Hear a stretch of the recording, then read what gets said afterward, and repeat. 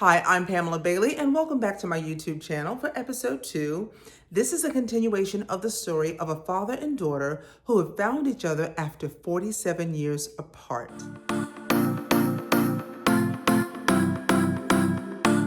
In this episode, you're going to find out that taking a DNA test can be very traumatic, especially if they challenge everything that you thought you knew about yourself. And also, even in the best scenarios, when you find someone that you're happy to find, even that will come with challenges. And so you're going to see how this father and daughter are learning to overcome those challenges. If you like the episode, please give it a thumbs up and feel free to share it.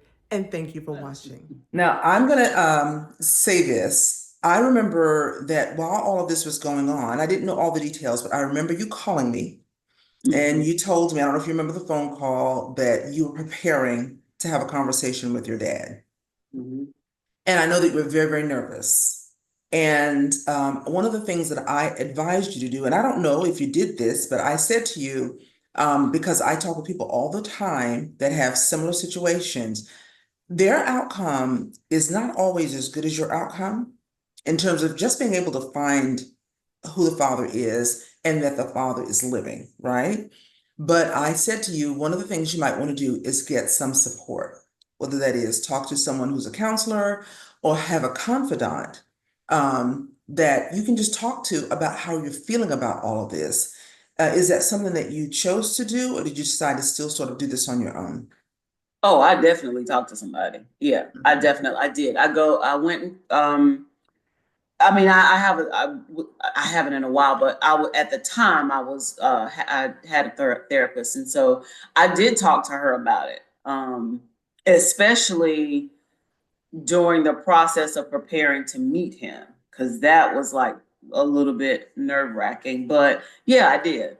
Because, for me, ultimately, I definitely wanted to know who my family was, who my father was. But the truth of the matter is, he may not have been as excited to meet and connect with me, and I had to be okay with that. And so the thing that made me pursue it even the more is because I have children, and my children need to know who their family is, because the world is not as big as we think, and people get connected in ways, and it's like, I don't want them connected to somebody, and then they're like, oh my gosh, that's my cousin. So even for the sheer purpose of just having that closure, for sure, but actually knowing who my family is, even if there wasn't going to be a relationship, it was important because my children needed to know, like, who their family was. So yeah, I did talk through that prior to meeting him.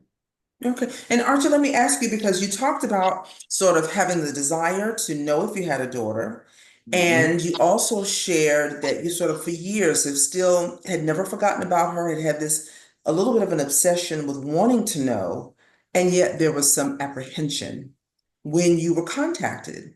Can you talk to me about what you were feeling during that time? During the time I was contacted? That you were contacted, and it took you a couple days to respond. So Yeah. what was that like, those 2 or 3 days that you were sort of thinking about, what am I going to do here? If I'm going to respond, what am I going to say? What were you feeling? Well, I got this text from Annette that said, hello, Mr. Booker. My name is Annette, whatever her name was. And I'm a genealogist, and I construct family trees, and I represent a person who's looking for her long lost family member. And I'm looking for a person named Booker who lived in New York during the 70s, who worked at Woolworth. And I can't remember the exact, but she sent a picture of her mother.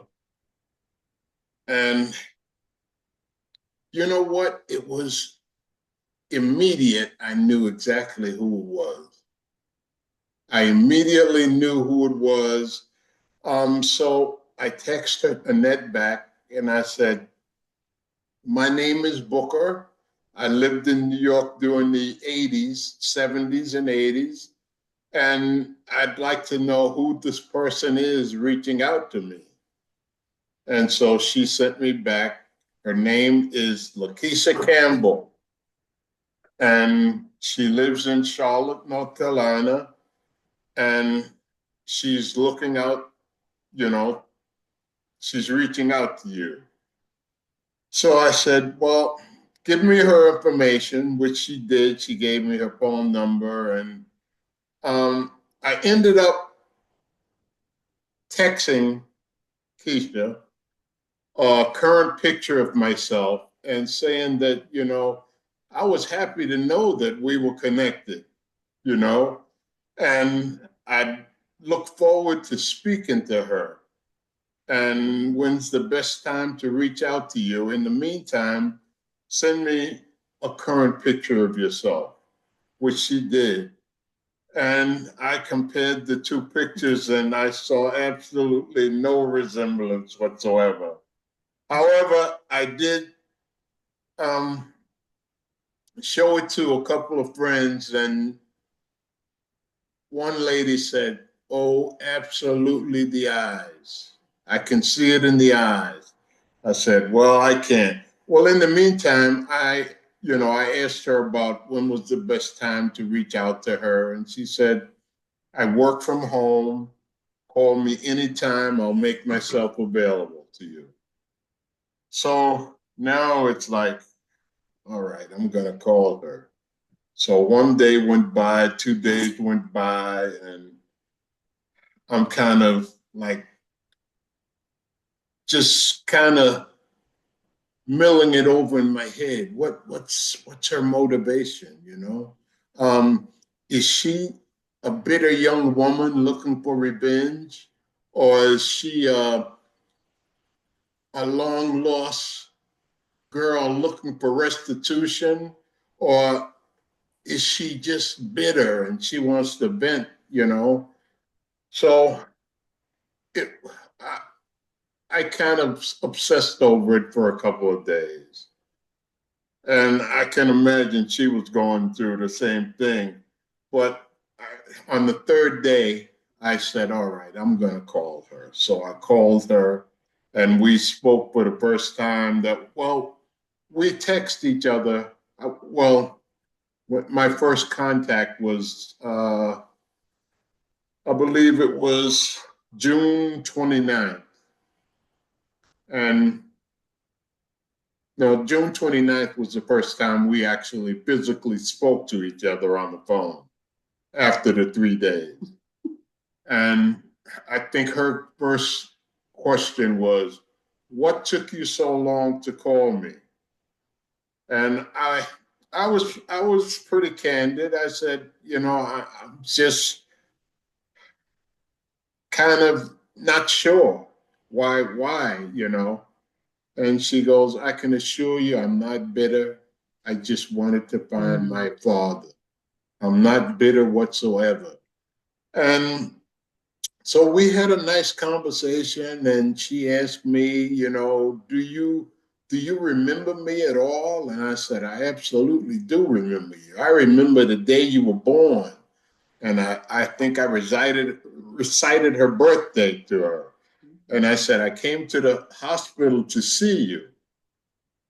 And I was in your life for the first couple of years, and then we kind of lost touch. But so we spoke, and I said, eventually, we're going to get to meet each other. And so after about maybe 10, 15 minutes of speaking, we were getting ready to hang up. And she goes, I got one more question for you. I said, all right, go ahead. She goes, did you ever take me to the zoo? And I said, oh man, I absolutely did take you to the Central Park Zoo, but you could have only been 2 years old. She goes, I remember that. I said, I can't believe you would remember that at 2 years old. So, all right, we hung up and I got a text from her, I think the next day that said, I need to meet you. I'm not you know, beyond jumping on a plane to Pennsylvania to see you, even if it's just for a lunch or even a cup of coffee. So I thought about it. I said, you know what? So I texted her back. I said, you know what? I'm retired. How about if I come down to Charlotte to meet you? So she said, absolutely. So the next day I booked a flight and I came to Charlotte for us to meet. And we met July 9th. I arrived here. I went to a hotel and I said, nah, I'm not going to come to your house. I'm going to go to a hotel in Concord, which was nearby. And I said, I'll, get cleaned up a little and I'll call you and you come down. And she brought the whole family. It was an amazing meeting. And so she brought, when you said the whole family, she brought her husband and her two children, her two young adult children. Absolutely. And I Yes, understand that those are, to date, those are your only grandchildren. they are. Yes. So, Keisha, I want to talk a little bit about, I will say that it feels to some degree that your whole attitude and stance about this, it is, I think, perhaps a little unusual because, you meet or you hear stories, even on social media, about a lot of young people or people in general who are in these sort of circumstances. And, you've been told things, um, about who your father was. It turns out that's not true. And then, I don't know if you wondered why had he not come looking for you. That was a question. I don't know if that's a question that you posed to him directly. Um, so what made you have sort of this attitude of, I just want to know, I want to know you. I am not bitter. I'm not angry. What gave you that kind of emotional maturity that we usually expect the parent to have, right? That you could say, it's okay, I just want to get to know you. Because that was the truth. For me, that was the truth. I just wanted to get to know my daddy. Like I and I also think it comes with getting older. Like, as you get older, you realize there's probably less time ahead of you than there is behind you. And it's like, okay, what's the most important thing at this point? And I also think sometimes having children, um, it really forces you to mature and think about them, because I'm also thinking about them as well, and them meeting their grandfather and what that may mean. There are a lot of things that I still sort of wrestle with or think about. There are when we've talked about, or he's talked probably a little bit more than me about, him having a little bit of guilt about not really pursuing me, knowing that he could have potentially been my father. But I think I just wanted my daddy. Like I didn't want anything to come in between us trying to really, really build, a relationship. And I think because I remember asking him, it's interesting when you meet your parent, you know, because a lot of things start to make sense, right? So I'm a lot different than my mother. Like my temperament is a little bit different than my mother's. And I never knew, it's and I also knew the guy who I thought was my father. I could never really find any kind of real connection. And I felt very guilty about that for years because I felt like I should feel more of a connection to these people. Like, and that was heartbreaking for me because I'm kind of like I don't want people to hurt and be mad or upset or anything like that. That's just kind of like my temperament. And so it was hard for me to know I didn't feel for them what I felt for like my mother's family. So for me, to answer your question, it was really just important for me to find my father and to start to build a relationship. And it was very awkward. It was very awkward trying to figure out what I was gonna call him. I think I went through a series of different things, what I was gonna call him. And my husband was like, it's never gonna feel comfortable, because even with the guy that wasn't my father, I never really called him dad, or I just said, if I'm talking about him, I would say my dad, my father, or my dad, but in conversation with him, I mean, I would never call him anything. And I thought about that a lot now that I call him, like, he probably sick of me saying my daddy, my daddy, my daddy. But I thought about that a lot. I'm like, I never really called him anything. So even just so many like awkward, what feels awkward because it's not normal for you. Like, what am I gonna call you? I can remember the first time we met, it was the day that he was going to leave. We were having breakfast, and Holy Spirit was like, just record the conversation. Not that I wanted to go back and just say, to listen to anything particular. I didn't even know why I did it, but I realized after, I needed to get used to hearing my father's voice. Like, I didn't even know what his voice sounded like.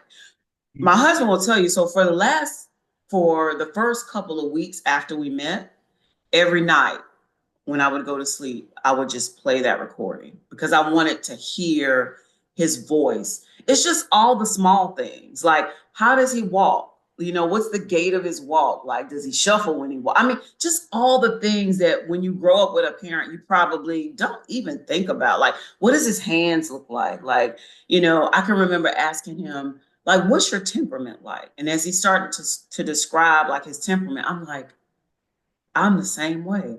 Just very calm, sort of cool, laid back.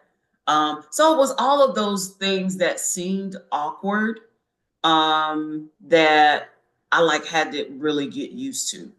So for me, I just wanted to meet, and I'm glad he was open to wanting to have a relationship, because that was very important for me. Okay. So Archie, now that you found out that you have this daughter and she's amenable to having a relationship with you, and she's got this incredible family that's now your family, but that could not have necessarily been the easiest thing for your wife and your son, or even for your siblings. I don't know what that was like to go back to your family to say, listen, you all have this niece that you've never known, for the last 50 years. So can you talk about how you begin to sort of acclimate this idea of bringing this new person and this new family into your family? Okay, when I first decided I was coming down to Charlotte to meet her, I got calls from pretty much every one of my siblings and wanted to know, what's going on? When are you going? When are you going to meet her? And all of this and all. I said, tomorrow's the day. I'm flying down, and they wanted to know when I got here, when I was going to meet her. How was the meeting? How did it go? Um, with all of that being said, I haven't gotten any blowback from anyone in my family. I mean, they love her. Like, they called me AG growing up because I was a junior, and my father was Archie Gilbert as well, so they called me AG. That's AG's little girl, and especially after we got the results. Now, when we met, we were having a conversation, and her husband and children left her at the hotel with me. And so we were having a conversation, and I was, kind of looking at her and talking to her. And on my mind was like, well, the only way to know for sure would be to take a DNA test. And I was kind of looking at her and wondering, how do I broach the subject of asking her to take a DNA test without offending her? And I thought about that like throughout our whole conversation when she brought it up and she goes, would you mind taking a DNA test? And I said, not at all. So, and apparently she had already done the research and found a lab, which we immediately went to. And we spent the rest of the day there. But getting back to the original question, when it came to my wife and my wife is, I wouldn't say she's resistant to the idea of me having a relationship with her, but somehow she just doesn't share my enthusiasm. You know, like I'm overwhelmed with happiness to know her, to talk to her on a daily basis. And my wife is kind of like, she's somewhat reluctant. And I said, and even last night when we were having a discussion about, how is this interview going to affect your family? I said, well, life goes on, man. It is what it is. I can't change the way I feel about you. How she feels is how she feels. She may never change. And then I remember the day I told my son I was going to meet Keisha, and we sat down and we had lunch that day. And I said, what do you think about the idea? His attitude was, Dad, I, I don't feel like I need to meet her. And I said, are you kidding me? She's your sister. He goes, well, okay, but I'm happy for you. I'm happy for her, but I don't need to meet her right now. And I think it may have come, well, he's kind of a mama's boy. So it kind of maybe rubs off from the way his mother's feeling, that I'm not going against mom's feelings, That's right. Sons are very protective of their mamas. Yes. Keisha understands that her son's very protective of Absolutely. her. So Mine is of me we, as well. Mhm. we still have the conversation every time. And then I said, maybe it's because we've kind of been remote from each other. He bought his own house. It's like 50 miles away, even though I go down to see him. But now I try to reach out to him more. Like I'll go down and say, listen, why don't we get together and have lunch today or have dinner today, And not any particular reason, just because. And I said, maybe I'll start spending more time with him. And he happens to be almost to the day 10 years younger than Keisha. Wow, wow. I love that, but you're still showing him that he's your baby, gonna always be your baby. And this new relationship does not change that. And it's so interesting because, of course, I've taken my DNA test and I've talked to hundreds of people who've done these DNA tests, and a lot of them find siblings that they never knew that they had. And it can be traumatic because for them, it sort of changes everything they thought they knew about who their family was. And so I love the fact that you're allowing them to feel whatever they're feeling because their feelings are valid. It is their lived experiences. Yeah. And clearly, they love you.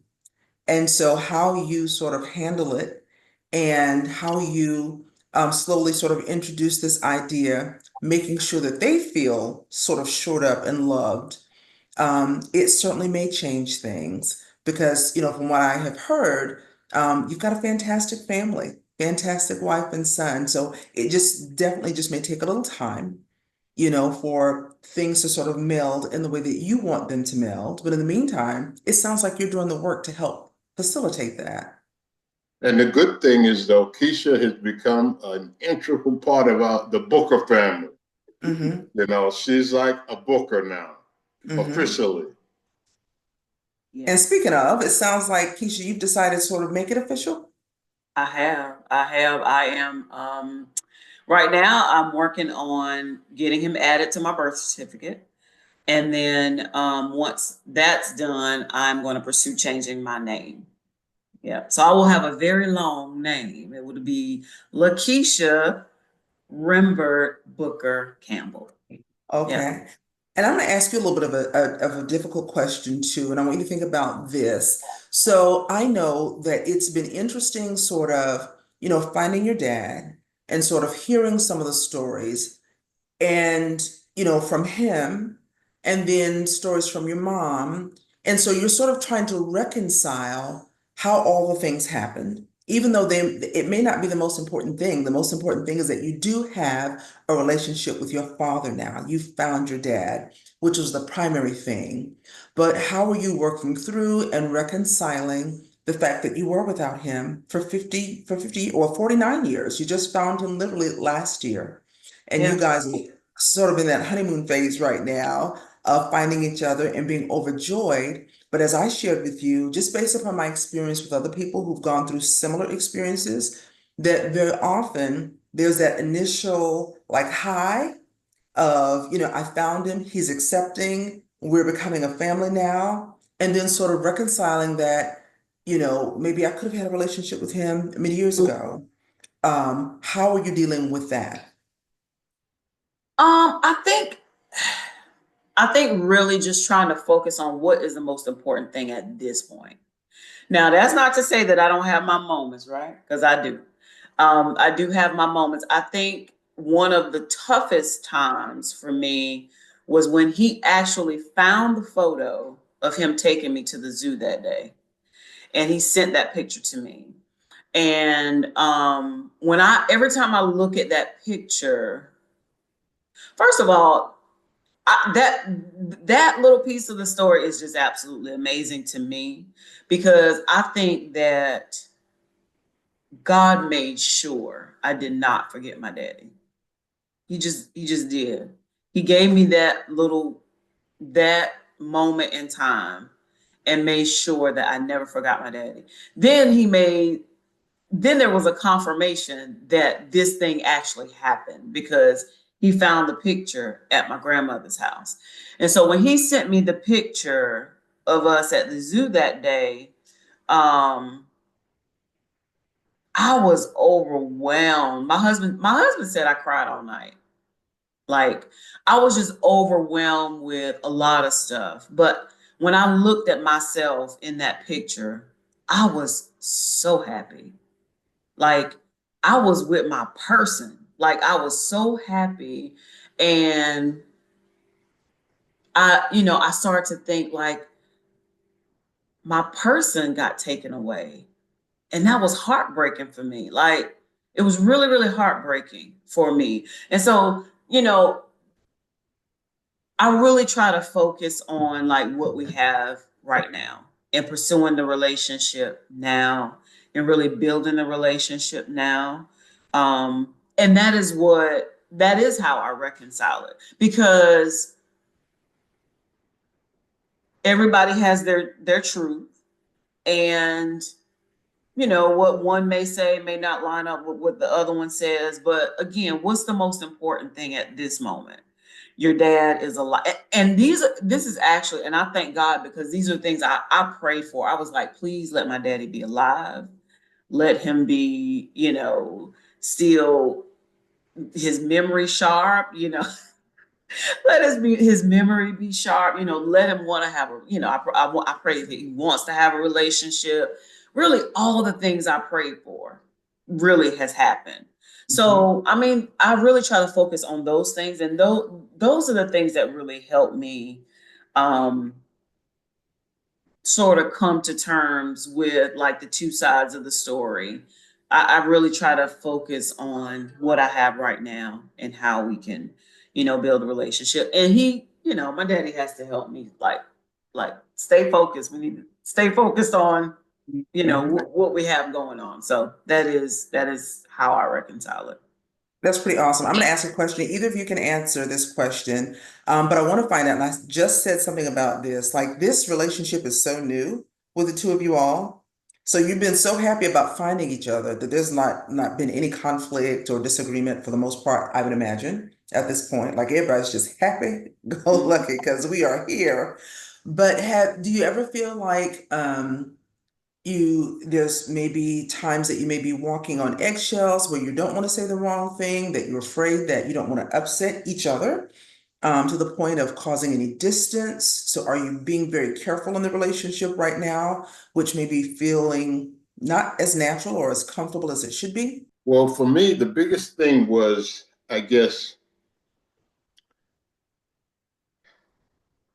the biggest thing for me was, I guess, meeting her mother for the first time in all these years.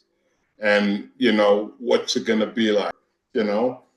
But I guess the fact that we were going to be face to face, almost close to 50 years. And that was the result of a little anxiety, I guess. And I think more so for Keisha than me, because my feeling is somewhat, even though, there were questions that I think, I'd like to find out, this, that, and the other. But then I have to ask myself, how important is it? Is it important to be said? Is it important to be said by me? And is it important to be said today? So that day went off pretty much.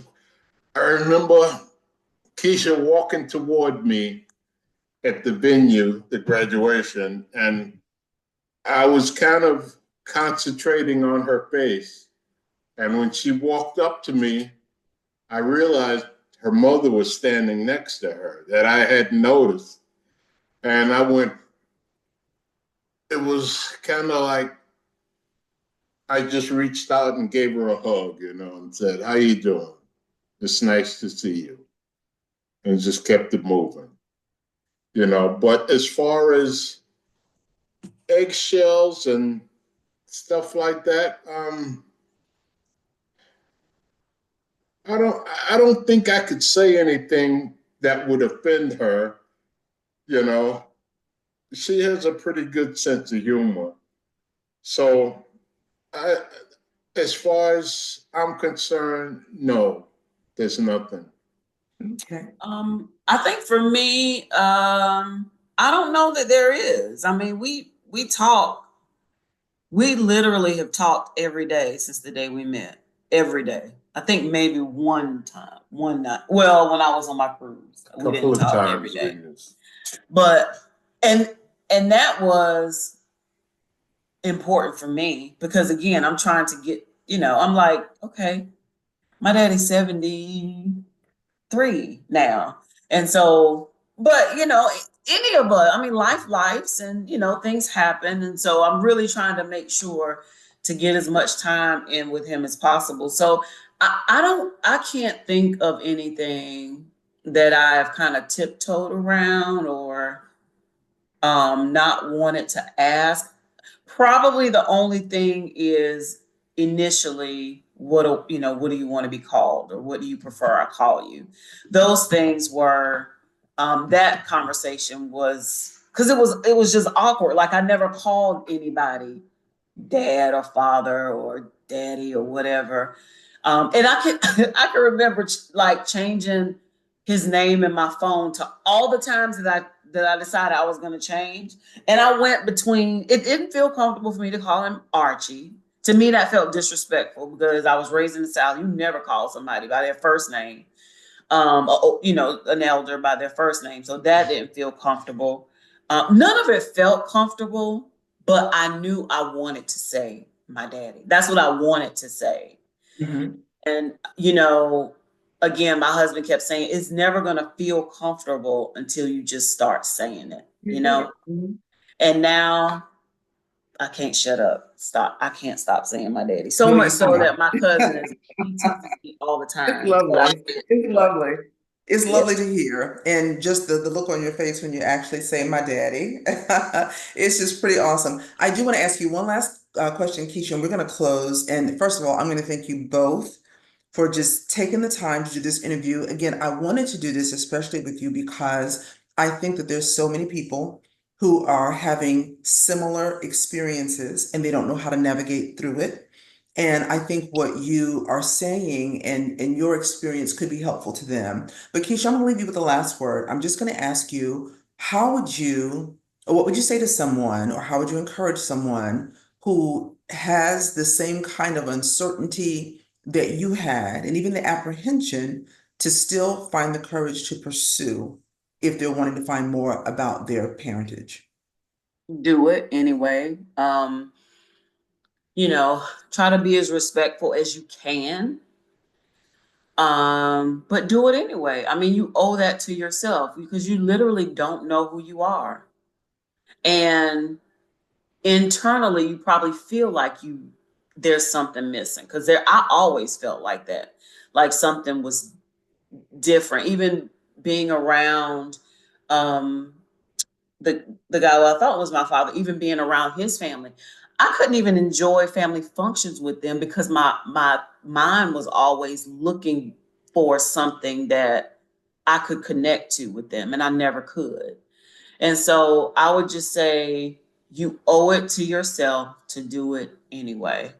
Be as respectful as you can, and I try to do that with, even when I think about my mother and, how I move in the situation, I try to be as respectful as I can, but ultimately it's my story and I owe that to myself. And I would tell anybody, you owe it to yourself to be able to do that. I mean, something as simple as going to the doctor and them asking me my family history.